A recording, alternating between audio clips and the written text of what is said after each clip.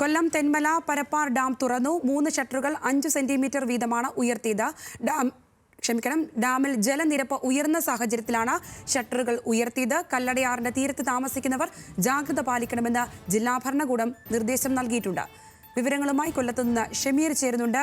ഷമീർ, എത്തരത്തിലാണ് അവിടുത്തെ നിർദ്ദേശങ്ങൾ? അവിടുത്തെ ഇപ്പോഴത്തെ കാലാവസ്ഥ എത്തരത്തിലാണ്? സംഗീത, ജില്ലയുടെ കിഴക്കൻ മലയോര മേഖലയിൽ കഴിഞ്ഞ ദിവസങ്ങളിൽ പെയ്ത മഴ രൂക്ഷമായിരുന്നു.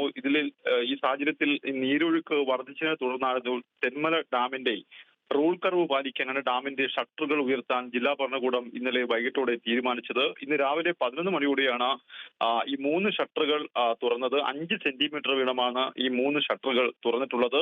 എന്തായാലും ഈ ഡാം തുറന്നു വിടുന്നതിന്റെ ഭാഗമായി കല്ലടയാറിന്റെ തീരത്ത് താമസിക്കുന്ന ആളുകൾ ജാഗ്രത പാലിക്കണമെന്ന് ഇന്നലെ തന്നെ ജില്ലാ ഭരണകൂടം നിർദ്ദേശം നൽകിയിട്ടുണ്ട്. എന്തായാലും ആ ഡാമിൽ 114.63 മീറ്ററാണ് വെള്ളിയാഴ്ച വൈകിട്ട് 7 മണി വരെ ഉണ്ടായിരുന്ന ജലനിരപ്പ്. അത് പരമാവധി സംഭരണശേഷി 115.82 മീറ്ററാണ് സംഭരണശേഷി. അപ്പോൾ അത് സംഭരണശേഷിക്ക് അടുത്തോട്ട് എത്തുന്ന സാഹചര്യത്തിലാണ് ഇത്തരത്തിൽ ഷട്ടറുകൾ തുറന്നത്. എന്തായാലും ഷട്ടറുകൾ 5 സെന്റിമീറ്റർ തുറന്നിട്ടുണ്ട്. ഇപ്പോൾ വെള്ളം കല്ലടയാറ്റിലേക്ക് ഒഴുകിക്കൊണ്ടിരിക്കുകയാണ്.